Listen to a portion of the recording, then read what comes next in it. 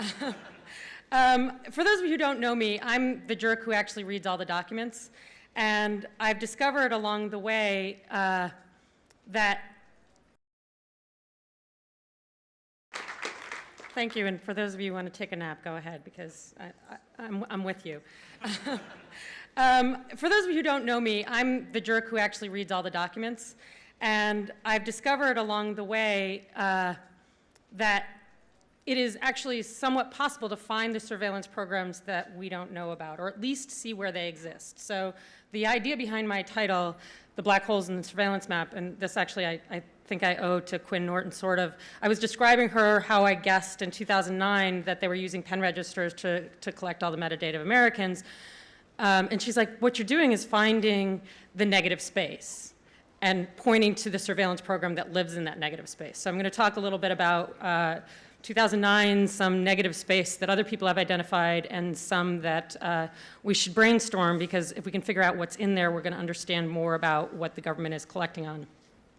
So as I said, in 2009, this was during the Patriot Act reauthorization, and I got to a point and I was like, you know, I think first of all, Stellar Wind, when we talk about all these programs, Stellar Wind is really these programs morphed.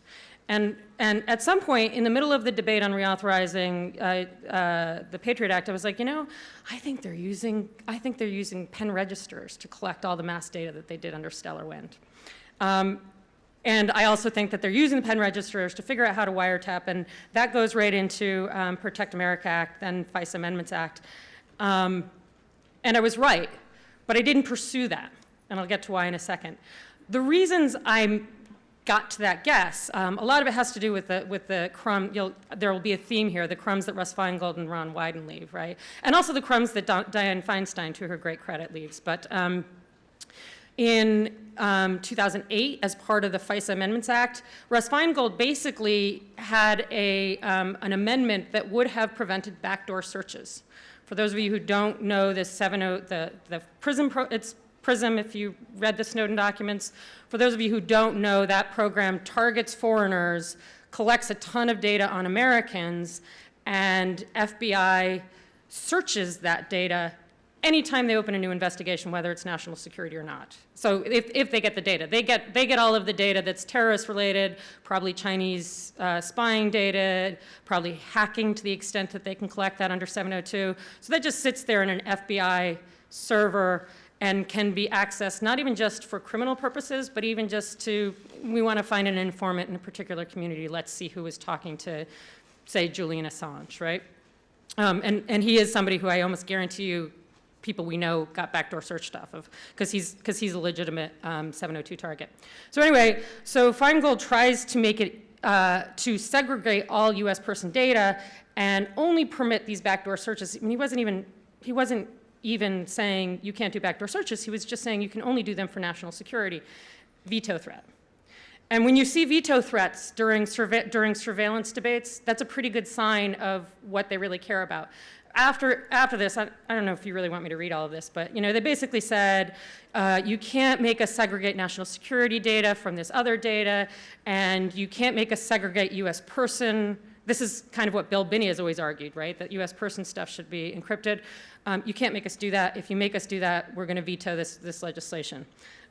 So that's when I started figuring out they're doing backdoor searches, which was like, what, 5 years before Edward Snowden told us that was right. Some other clues that Stellar Wind had morphed. Robert Mueller, the FBI director, had done this timeline of all of the events he was involved with regards to, remember, so in 2004, a bunch of DOJ lawyers said, oh my gosh, we're not going to reauthorize Stellar Wind. Jim Comey, the current FBI director, ran up some hospital steps, got a lot of great PR for it, then promptly ran to the FISA court, bullied the FISA court judge, telling her we recognize that this is not legally authorized, but if we go to Congress, we'll have to tell them what we're doing. So you have to approve this pen register program. So it's not as heroic as they make out, but one of the most interesting details is Robert Mueller's own timeline of his events starts and ends with meetings with Dick Cheney. And we've never seen this one, which took place on March 23rd, 2004, so 13 days after the the heroic hospital confrontation. We've never seen this one explained in any piece of journalism, but we know that the last thing in Robert Mueller's timeline of the things that he did in this quasi-historic, quasi-heroic stellar win thing was to meet with Dick Cheney, which is never a good sign. And then move forward to the actual Patriot Act debate. And so this was fall of 2009. Najib Ali Zazi, if anybody remembers that, it was actually the best preemptive investigation FBI did on terrorism, period, because they actually got this guy who had ties to Pakistan and was trying to blow up the subways here, and they chased him down. It was very heroic. And so Feinstein kind of pointed to the Zazi investigation and said, we can't shut down, well, so Feingold and Wyden, but Feingold especially, we're going to get him back soon, right? Feingold was saying, he just had a lot of language that basically said you can't collect this in bulk, right? And so he was saying you can only collect somebody who's actually directly related. He was trying to go after that language, for those of you who don't know, to authorize the collection of all US person internet and call records. The FISA court just kind of blew up the entire definition of relevant to. And Feingold was trying to rein that in at the reauthorization and trying to say, well, it can only be 1 degree, it has to be actually related to. And Feinstein said, you know, we're finally finding stuff. I believe that finally the intelligence and the transformation or transfiguration of the FBI is now taking hold. We're preempting attacks. And what she was basically saying, I mean, she had in 2005 said, we can't, 2006 is when it actually passed. That's when they kind of added this relevant to language. She's like, we shouldn't have that because if we have that, it'll be an invitation for fishing expeditions. And Feingold in 2009 was like, what happened to your fishing expedition problem, right? Dianne Feinstein made this big case about, like, if we shut down these 2 intelligence programs we have, which we now know were the pen register, internet metadata, and phone dragnet data, and when we learned officially about those programs, they kept pointing to the Zazi. It was kind of bogus. They didn't actually use those programs to find Zazi, but nevertheless, they pointed to it and took credit. So as I said, I was like, I think that they're using pen registers to collect, to do mass collection on US person metadata. And this is to my eternal regret, I told a former prosecutor friend of mine, and she yelled at me for an hour. And she told me I was absolutely crazy. It was not technically possible to use a pen register to collect all of the metadata in the United States. It was not legally possible. I was the craziest person she had ever met. And I kind of still pursued it, but I was like, oh, you know. So that's sort of the backstory of why I'm a jerk. And those of you who are in the privacy community, I apologize. It's that federal prosecutor's fault for convincing me to stop investigating this theory that I had, which turned out to be completely right. So I failed. I did not discover this massive dragnet before it happened, but there is a very good success story that came from this negative space theory as well, which is Stingray, right? Probably everyone in this room sort of knows this, but remember the Stingray discoveries, which finally have come to fruition and we're seeing laws passed and we're seeing evidence thrown out, goes back to when Daniel Rigmaiden was in jail trying to figure out how he had been busted. And he's like, well, my operational security is pretty good, but I think they got my air card. How could they get my air card inside a room? And from jail, he started researching what technology was possible such that they were able to find his air card and bust him for tax fraud. Also, the funny thing is people are like, oh my gosh, the IRS has stingrays? I'm like, we knew that when Rigmaiden got busted and got off on his stingray evidence because they didn't get a warrant. They basically conducted a search inside his private residence and they didn't get a warrant, so he got off on time served. But as part of that process, so he had identified there's something there that allowed them to get into my air card. And he worked with an EFF FOIA, which they had FOIA'd some of the technology from FBI that was pre-existing and had some, that they were cooperative. He had to keep firing lawyers though, because like my prosecutor friend, the lawyers were like, you're crazy. Like, there's no magic thing that can go through doors, and he ended up being right. But then ACLU more recently, ACLU, of course, has made a consistent effort to FOIA the non-disclosure agreements from state to state, because FBI always makes local people swear that they won't tell about stingrays. Lots of people in this room, I'm sure, have chased down their own local police department stingray policy. And so in March in Maryland, just this month in New York, we're finally seeing courts throw out stingray evidence that was collected without a warrant, and you're seeing states that are requiring a warrant or at least some kind of legal process, and requiring that the judges understand this kind of magic process that allows you to find phones. But even there are still things about stingray that we don't know. The DOJ issued a new policy on stingrays last year, this year, I forget. And there are a number of things that are kind of excluded from their new policy, which is generally we're going to get a warrant with a stingray. One of those is exigent circumstances, including finding fugitives. The most common use of stingrays, you hear a lot about drug people getting busted with stingrays, but the most common use of stingrays is actually U.S. Marshals hunting down fugitives. So they basically swallowed the rule right there. They said, we can use it in exigent circumstances, which include chasing fugitives, which is how we usually use it. There's this weird language in the policy that says, this applies to when federal stingrays are used even in local situations. But it doesn't apply when local stingrays are used with FBI involvement, which happens all the time. So again, swallows the rule. They said, you know, in national security cases in FISA, we sort of will use the same policy, kind of. And then there's this really remarkable one.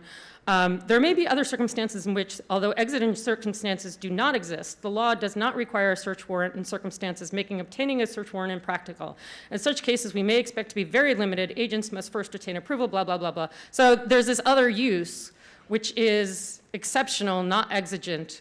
I suspect, and this is kind of another black hole, in the, in a lot of the non-disclosure agreements that got liberated by ACLU and a lot of activists, there's language about public safety. So, and there's that case in Chicago where some, I think it was Black Lives activists or Ferguson, but anyway, where some of the leaders of the protest were clearly targeted with a stingray. So public safety, AKA protests, but in the Boston Marathon trial was very interesting because all of the FBI agents who came and swore to whatever they were talking about, not all, but many of them, were not the people who actually were involved. They're like, oh, I've read the forensics report.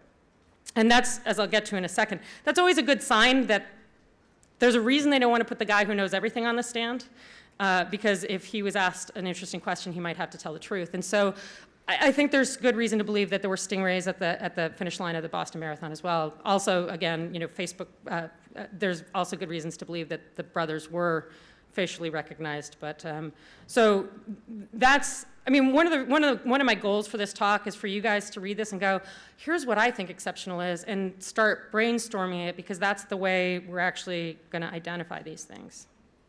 So where do you find these things? One, I've already talked about legislation. Veto threats are a perfect place to find black holes because the stuff that they threaten you on, court documents and testimony, right? So as I just said, if the FBI agent on the stand is not the one who actually has personal knowledge, chances are good there's, you know, maybe not good, but it's often the case that the guy is trying to hide something. Borders and wars, obviously Stingray started off as a war toy. Now we're seeing robots, right, lethally kill assassins or whatever. But borders, I have this joke, my husband's foreign, and so when we cross the border together, there's always new technology they're collecting from him. And like 2 years ago, when he got his irises scanned, I was like, you know, I think it's a 3-year process between the time they collect something from my spouse at the border and the time we learn the FBI has a massive database of it. It took 2 years in this case. We just learned that they have, among other, you know, among the other biometrics they have are iris scans. So, and protests, again, you're seeing a lot of the technology laid out at protests. If you see that they're collecting information, but you don't know where it is, that's where you know it lives. Devices and purchase orders, that's not something I'm really going to talk about. That's something technical people are much smarter at than I am. You know, if you go find the purchase order, again, Stingrays is a real key one, where we've learned, we've gone and seen what Harris Corporation sells and promises. That's another place to find this. Short detour. For how many of you guys, I can kind of see you know what parallel construction is. How much do I have to go? about half, maybe not. So parallel construction, like 2013, there was a Reuters article about how the DEA will collect information and then not tell defendants how they collected the information, and instead, invent a traffic stop so that they can arrest them off the traffic stop and hide how they actually found the drug dealer.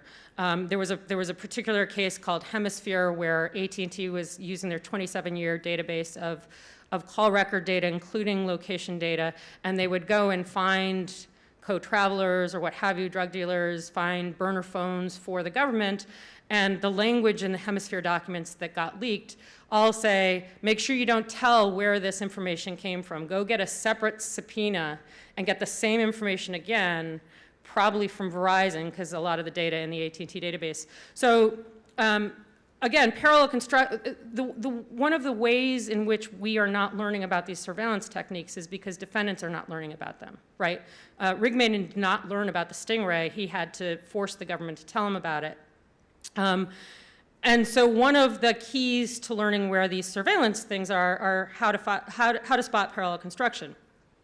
I mentioned already that if the FBI agent on the stand isn't the one who has the personal knowledge, you should ask questions about why that is. There was this wonderful case where one of those kids who liked ISIS and got, the FBI, arrested for material support. And in that case, and this is a common pattern for young Muslim kids who get busted for ISIS or for Al-Qaeda or what have you, is that in the complaint, the first interaction with the FBI was when he was 15. And then the narrative goes blank. And then stuff starts again basically after he turns 18. But the FBI agent who wrote that complaint up wasn't even working at FBI when almost all of these things happen. And it's sort of like, why is this woman writing the complaint rather than somebody who investigated him back when he was 15, and what happened between the time he was 15 and the time he turned 18 and the investigation seemed to go live again. That's an example of a gap in time and space as well, that there's, one of the things you're often missing there is the FBI may throw multiple informants at somebody, but they also may be throwing, different ways to get inside a chat room or different ways to track this person. And then weasel words about discovery or unexplained data. You have to, this is the downside, I think, of many people making plea deals, is they never get all the way through discovery, and their lawyers never start complaining about the stuff they're seeing in discovery, because that's one place to really learn, is when the lawyers say, I'm seeing all these emails, they don't make sense. Where did you get the emails from? And I never see the emails, but I know that there's some emails out there that came from some unknown space, and it's probably pretty interesting. So parallel construction is something else you need to be really, that's what, they're using parallel construction to hide their good stuff. So when you see parallel construction or suspect it, it kind of makes you into a loon. Like defense attorneys aren't allowed to do this, but we are, so unless you're a defense attorney. So here's some examples. ECBA reform, right? One of the most popular bills in the House in history, billion co-sponsors. So this past year, we were all loaded to finally fix ECBA such that your old emails will get protection and your old cloud data stuff will get protection. And it passed on a voice vote in the House. And then when we got to the Senate, there were a bunch of poison pills put into both ECBA reform in Senate Judiciary, but also they're trying to put one of the poison pills through the internet, through the intelligence authorization. The one that you've heard about, because Ron Wyden is talking about it, is that they want to let the FBI get electronic communication transaction records with an NSL again. You can go ask Nick Merrill what that means, but they're getting incredibly ton of information. They want to be able to get an incredible amount of information without going to a judge. When they don't go to a judge, of course, the judge never gets to see how invasive the information is.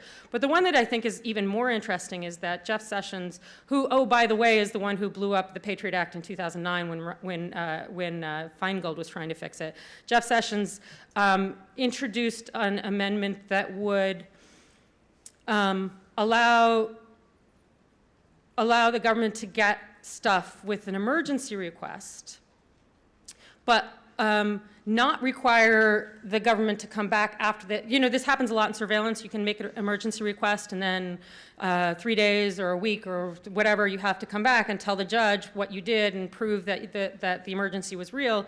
A, they want to take the judge entirely out of the process. And B, they want to make it mandatory. So the way the law works right now is they can make an emergency request. A lot of providers are very, as you see, these are the data. A lot of the providers are very willing in a real emergency to provide data without any kind of process, and then but they never have to be shown that there really is an emergency, right?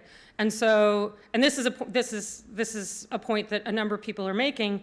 They're already relying on emergency requests to get a ton of data. And this is, thanks to Edward Snowden, the big push for transparency reports, where some of the providers are now telling you how much emergency requests they're responding to. And these are, without the Apple detail, these are all just American emergency requests. And you can see with AT&T and Verizon, the numbers are pretty vast. Some of these requests include content.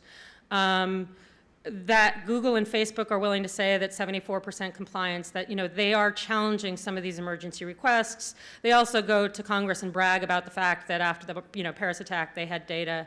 Facebook and Microsoft have both done this. They had data to the authorities in France within 45 minutes. There are good reasons to respond to emergency requests, but 53,000 emergency requests to Verizon in a year, probably not all emergencies. And there's actually a history of this, is that until 2006, there was an exigent letter program in FBI, and all you need to know is it was incredibly abused and it was bad. And so we're actually seeing that still in place. And what we're seeing is one of the reasons that the government doesn't want ECPA reform is because they want to expand this gravy train of emergency requests. And one of the things about emergency requests is if you never have to go to a judge, you never have to prove that there was a criminal investigation, right? And sometimes when people make emergency requests, and a provider says prove it, they'll withdraw the emergency request and they never get the request back. So in other words, the FBI or whoever is not interested enough in the data to prove that they had a reason to get the data. So that's a surveillance, and that's a pretty massive surveillance program that is in place that we don't know about. This is one I'm going to sick Matt Blaze on because he's smart about this stuff. Post-cut-through dial digits are what you dial, like after you make a phone call, and I suspect they're also doing this under internet, but he can correct me when I'm done. When you make a phone call and you connect, and then they say press 1 for English and 2 for Spanish, or say dial the extension you want to talk to, or enter your credit card, your calling card number. Those are all post cut-through dial digits, and they are in the criminal context content. And so when the FBI sets up a pen register, they are not allowed to collect that. But thanks to an epic FOIA, kind of weird redactions, I'm actually I'm a bit of a defender of the FISA court, but the FISA court actually does take notice of what's happening in lower courts. So what happened here, that this epic FOIA made clear, is that there were magistrates' decisions, which are the ones that found post-cut-through dial digits to be content. And there was discussion in the FISA court about how that would affect FISA collection done on pen registers.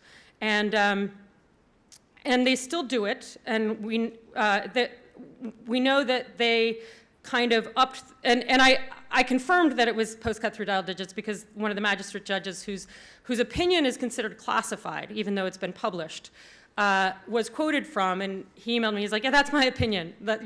Trust me, that's a post-cut-through dial digit opinion. But the FBI doesn't want you to know that they treat this differently. This beautiful redaction is from the DIOG, which is the FBI Domestic Investigations and Operations Guide. And you can see that there are 2 categories. There's A at the top and B at the bottom. So there are 2 categories of this that they're using, which is one of the reasons I think they may be doing internet. They may consider something on the internet post-cut-through. So they can collect it and then they have to minimize it, but whatever. But there are 7 total uses of this, all of them redacted. And one was added between the 2008 and 2011 dialogues. So that's how we know that they're still adding to this purpose. So if anyone has any really good creative uses, I mean, one obvious one is the calling card, right? That we know that in the phone dragnet, they're allowed to get calling card, not credit card information, but so that's one thing that they're almost certainly doing here. But that leaves 6 other applications that if you guys have any great ideas, I'd love to hear about them. Application location information. This was a Wyden breadcrumb. In 2014, he's at a hearing with FBI, and he's like, by the way, can you tell me what the standard of collection, what the standard for FISA is for location collection? And they took forever in responding. And he said, oh, and I want to know about the standard for collecting location tied to tied to a smartphone app. And they ultimately responded, and Wyden thinks this is fine, that the standard is to get prospective content of, and by location, I mean, right, so WhatsApp is going to, if you give an app permission to collect your location data, then that app will also have, that provider will also have your location data and will have a bunch of other ways to find your location. And so, I talked to a magistrate. He said, well, I've approved this for WhatsApp, for Snapchat. The Snapchat application was another fugitive. They thought this guy would access his Snapchat from whatever friend's house he was staying with. And so if they got location from Snapchat, then they would find him. So that's the kind of application they're using. But obviously, you're getting embedded location information, and you're getting location information for 2 people often, or at least. And this is the language that they gave Wyden. And what I'm particularly interested in, and you'll see why in a second, is that questions considered include whether or not the information sought would target an individual in an area in which that person has a reasonable expectation of privacy, which suggests that there may be applications when they would not get, so in the FISA so the good news about the FISA court, I was just defending them, and here's why, is that because of magistrates and now district court opinions that say you need a warrant for location, they've defaulted to requiring the equivalent of a warrant under FISA for location data for those same applications. So prospective, if they want to get GPS data, what have you, which means the FBI will actually use criminal. In states where the standard is lower, the FBI will bypass FISA because the standard is lower in the criminal context than it is in the FISA context. This is probably one big reason why we got USA Freedom Act, is because they weren't able to collect cell phone data under those rules. So here's where I think it's going. This was a story from Cash Hill at Fusion less than a month ago. And some guy who attended a help or a support group for parents of suicidal teens, met somebody there, and the next day was invited to do a Facebook, you may know this person, Facebook request. And he said, I don't have any metadata from this person. There's no way they could have connected us. They could tie us together. And so she called, it's really funny. If you guys haven't read this story, you should look it up, because she called Facebook. They're like, yeah, we do that. We use co-location. So if you go to this group of parents of suicidal teens, right? If you go to this group of suicidal teens, sure, we'll give you guys friend requests. Like, the immediate use case is horrifying. And then by the end of the day, they were like, no, we don't do that. And then the next day, they were like, well, we did a test a little while ago. Like, these are the famous Facebook tests. Facebook, of course, is a prison provider, and you can imagine how this same application would be very useful both for intelligence services and for the FBI to be able to go to Facebook and say, give us everybody who was at this meeting, and do it if you need with location data. And of course, Facebook has multiple ways of getting to location data. So again, that's just my hypothesis. Facebook says they're not doing it for you guys, but that doesn't mean the FBI and NSA aren't doing it. And NSA has applications like that for other, for the data they collect. So the notion that they wouldn't ask NSA for it, Facebook, not NSA. The notion that they wouldn't ask NSA Facebook about it is just crazy. So, USA Freedom Act. I was a jerk during USA Freedom Act because I was the skeptic.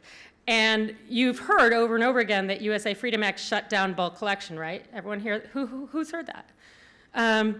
This language here is the language tied to Section 215, which is what they use to collect everyone's phone records in the United States. And one of the ways they prevent, I mean, they used a really stupid way to prevent bulk collection in any case, but one of the ways they used to prevent bulk collection was by restricting what you could use as an identifier. So in the old days, when the phone dragnet existed, they would go to Verizon and say, our identifier is Verizon. We want everything from Verizon, right? And now they specify here, they can no longer use Verizon as the identifier. But we know they also had a financial dragnet, right? We know that they were getting, it wasn't as extensive as the phone dragnet, but we know that they were getting Western Union's data, anything going from the United States overseas Western Union. There's still the most recent IG report on this, still has the appendix that describes that program. It's not prohibited by USA Freedom Act. And remarkably, these are the, this is from the transparency procedures in USA Freedom Act. When they require reporting on how often Section 215 gets used, you have to say how many targets there were, but a target could be just Al-Qaeda, right? That's who the target was in the old phone dragnet. That's one person. But the number of unique identifiers, again, tied to communications, not tied to the other applications that they use for Section 215. We also know they've used 215 for collecting beauty supplies that are used as precursors for bombs. So things like acetone and hydrogen peroxide. I would bet a lot of money that they've used it for pressure cookers. They did, in the Boston Marathon case, get the purchase records for everyone who had bought the kind of pressure cooker used in their bomb in the United States. And they don't throw that data out. So if you buy that kind of pressure cooker, you're in some FBI. But I assume that they do that with Section 215 as well. Also in USA Freedom Act, some of the other things that aren't in that are kind of excluded from the transparency provisions. One is pings, which means location data, which means, and this makes sense. They do use stingrays in the FISA context. A stingray collects on a ton of people. They don't want to make it clear that they're using stingrays. A stingray will get reported as one target, right? It won't get reported as all the other people who had their records collected. But that just means we're not going to be able to measure how much location data they are collecting. It also, they pretty much had blanket exceptions for FBI information. And one of the reasons they did that is because I explained earlier about backdoor searches, right? Again, FBI does these backdoor searches and 702 collected data for criminal cases, for national security cases, if they're looking for informants, if they want to map out the community, the Somali community in St. Paul, Minnesota. They don't need a criminal interest to get into this database, and they're getting to content of those backdoor searches. But the other thing that they therefore exclude is that the metadata that comes in off the new USA Freedom Act metadata program. In the old days, under the phone dragnet, it actually was pretty hard to share that information. Again, now I'm defending the NSA. Things are getting bad. But to share the phone dragnet information, it had to be a counterterrorism purpose, and somebody had to sign off on it being a counterterrorism purpose. Whereas here, the data is going to go immediately to CIA and FBI as well. That's what they had to do to share with FBI. Here, the data will get shared with NSA, CIA, and FBI immediately, and FBI won't have to count how many times they check that data because it'll be in the same database as the content. CISA. CISA, for those of you who don't know, passed last year, which was the US government's effort to, the generous interpretation is that a bunch of people, including Google, said we want to share the information we find when we scan our own networks with the government, and we should be able to do that. We should be able to do that legally and protected. As part of the process, though, they gave companies that did share this information arguably very broad immunity. I've argued, and people have yet to refute me, that well, let me put it this way. GM did not support CISA. People pronounce it every other way, so CISA.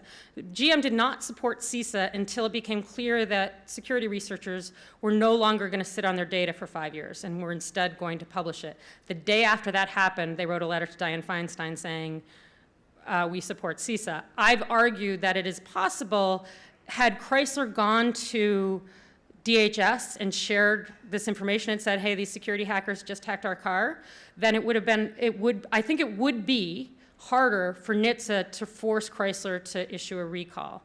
And given that NHTSA, which for those who don't know, regulates cars, transportation, and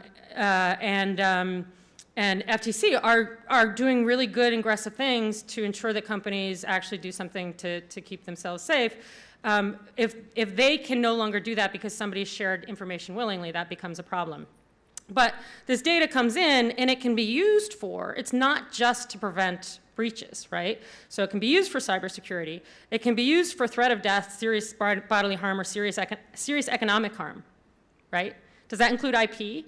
And the NSA has some language where they kind of blow up the definition of economic harm. Somehow corporate persons became bodies in this. So economic harm, kiddie porn, not a surprise, fraud, identity theft, espionage, censorship, AKA, we should assume they're going to use it with leakers, and trade secrets. So they can use this data for all of those purposes. So it's not really a cybersecurity bill, it's an internet crime bill. And so John Tester, I'm going to add John Tester to the Ron Wyden and Russ Feingold list. So John Tester had this amendment that would have imposed a bunch of transparency provisions, and they were all basically rejected, and they're really telling. So it was a great amendment. He wanted the government to have to say how often CISA uses this information for investigations. Like the way FISA works now, you only find out if they introduce it into a court case. His was a great approach. He said, I want to know if you're using it to start an investigation at all, or for an investigation.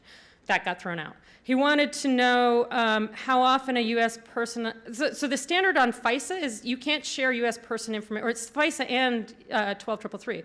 The NSA can't share U.S. person information unless the identity is necessary for understanding the intelligence. The standard under CISA is lower. They can share it if it's related to the threat. But by definition, it came in with the threat, so of course it's related to a threat. That goes back to the redefinition of related to. So they threw out his amendment that would have required explaining how often U.S. person identities got shared if it was not necessary. He wanted them to say how much U.S. person data was getting stripped at the portal. So basically what happens is the government companies go to DHS and they fill out a form and they show this information on this form, and they, to get immunity, are supposed to strip out all the extraneous information. And he was basically going to try and measure, are they doing that, or are they getting immunity for free? Can't get that information.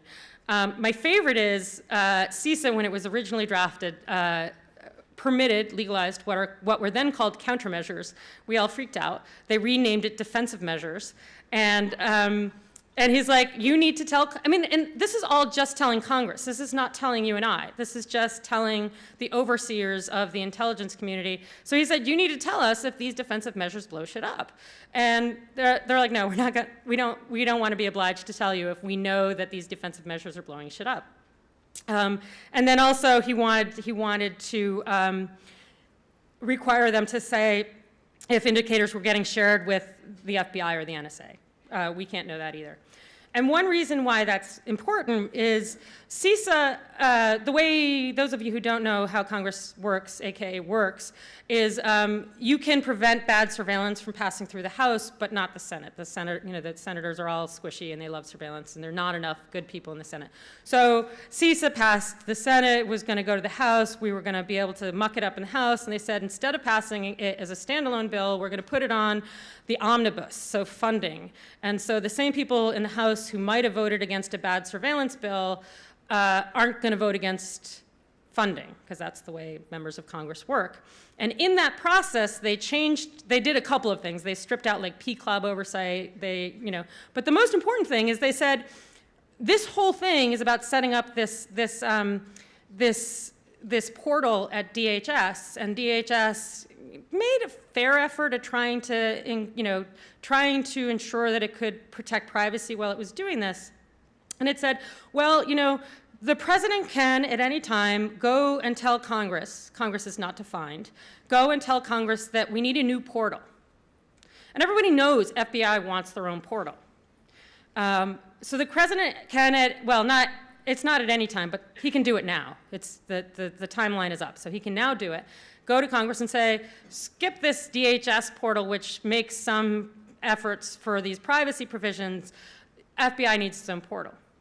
And there's nothing in the bill, there's nothing in the law to prevent the sharing. I mean, as I've shown, there's really nothing to prevent the sharing of pretty invasive information with the FBI. So we should expect, and I've asked 2 members of Congress, maybe 3 now, and I said, do you think you'll get told? Are you part of the Congress that will get told if FBI gets a new portal? And even people who are on the committees that should get told were sort of like, well, I don't know. So those are my black holes. This is me, and that's exactly when I wanted to end for questions.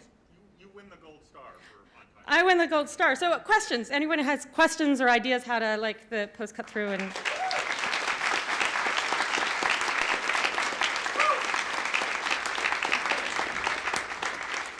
And please ask your question in the form of a question. We got an illustration of what not to do in one of the earlier sessions today. Come to the mic. Yeah. And microphone, please.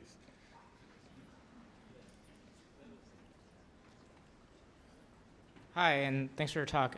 So one of the things that I think that stands out to me a lot is the document you showed from the FOIA request that was essentially completely redacted. And I'm not 100% familiar with FOIA, so I'm wondering if there's anything we can do to strengthen FOIA or strengthen the requirements on what can and cannot be redacted, because I think in that way we'll be able to find out a lot more information. Yeah, I mean, that stuff was all redacted on law enforcement sources and methods, and the government unfortunately has gotten more successful of late at hiding stuff behind those sources and those law enforcement techniques. So that's a very good question. I think the way to fight that battle, especially for those of you who are Americans and all involved in the political process, FICE Amendments Act will get renewed in the next. They're going to try and do it this year. Probably won't happen, but it'll get renewed in the next year.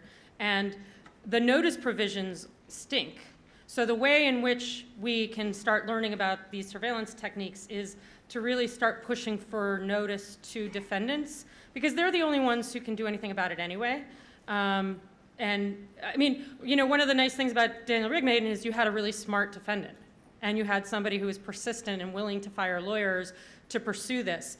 Most people who get caught with surveillance aren't as smart as he is.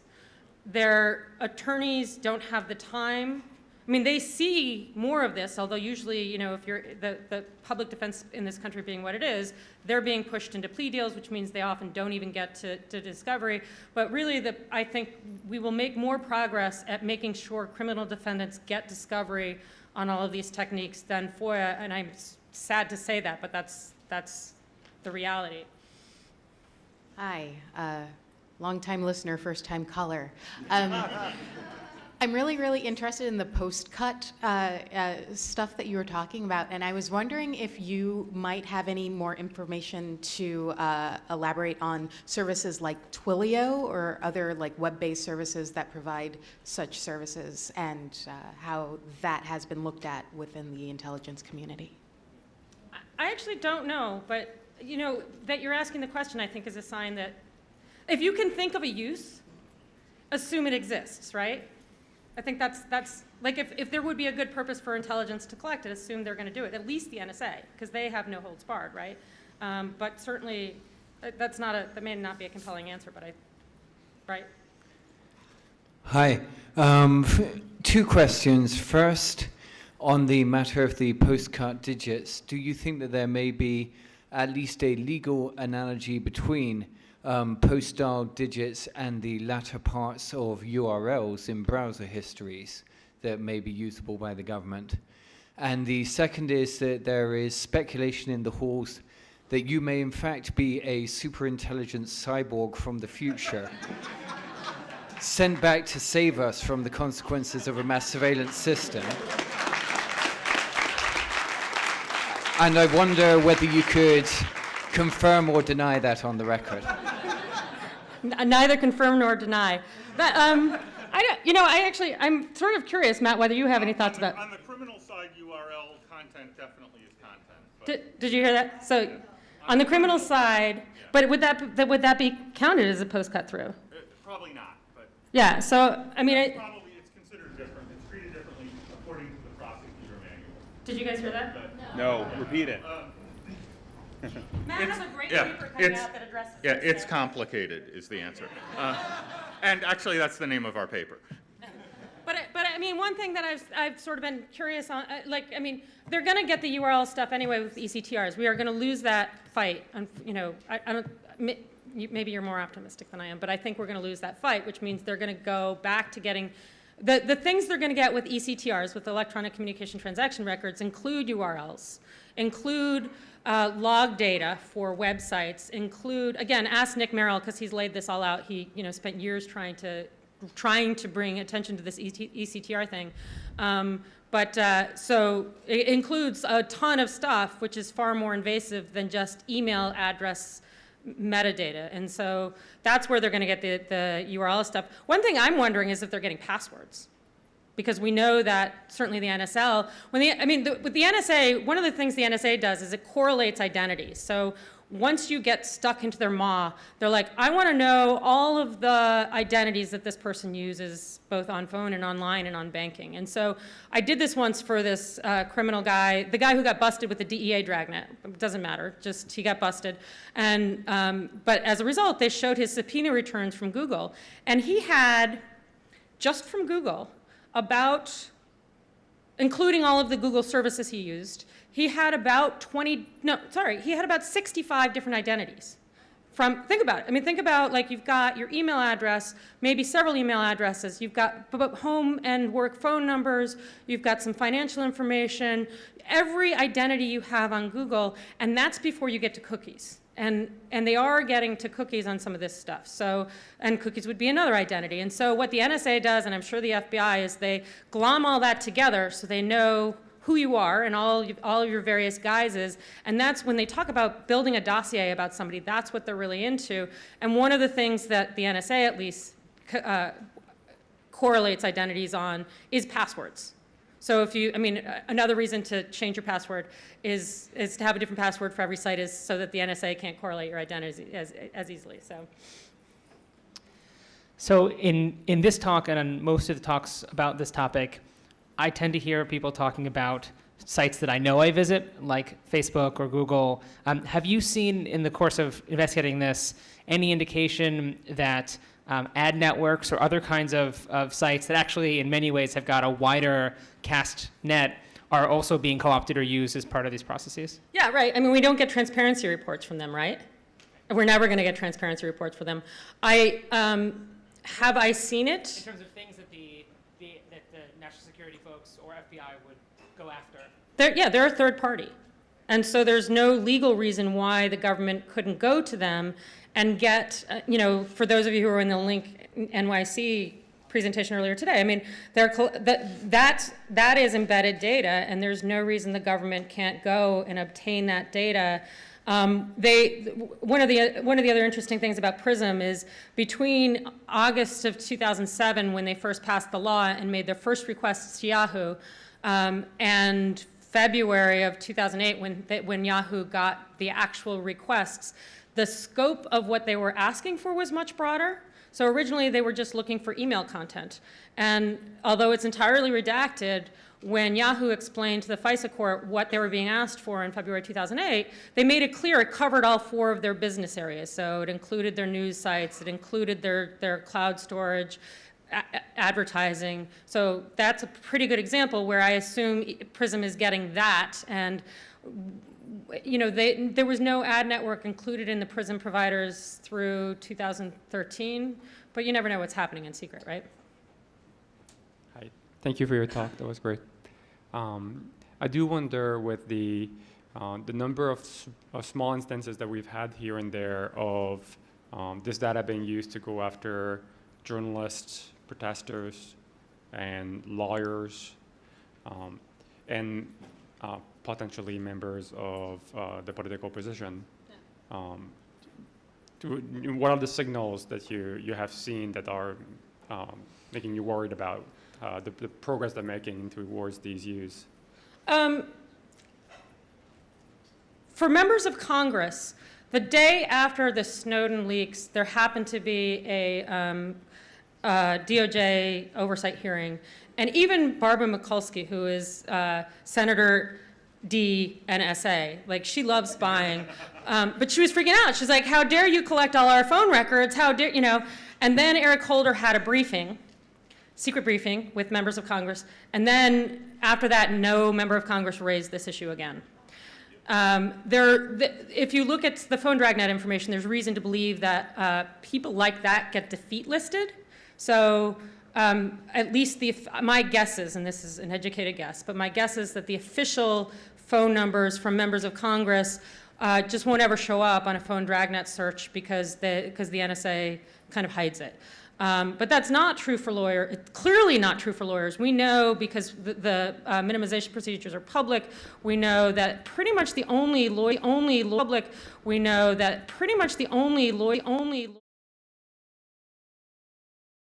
format to point members of the public to who are people who are just getting into this subject for the first time. And I'm wondering if you know of any book that's good to refer people to, or better yet, an online encyclopedia-style thing that talks about which provisions of which laws are used in which ways, what the potential efficacy is against terrorism, and so on.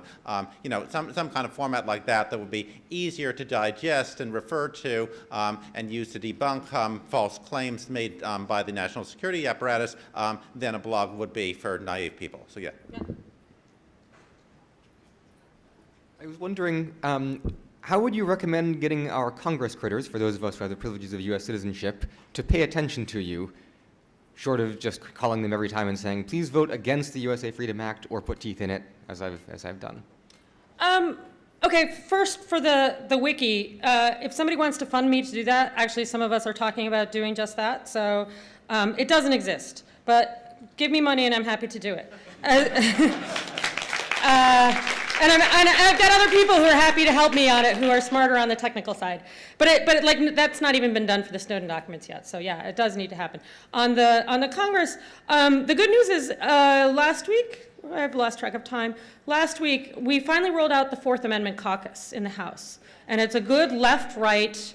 A lot of work from people in the privacy community, a good group of left and right members of Congress, and I think that's one way we're going to have these conversations, and I'm on the advisory committee for that, so they'll sort of listen to me, although I introduced myself to one of the members of Congress on that, and he didn't know who I was, but so now he does. Anyway, thank you.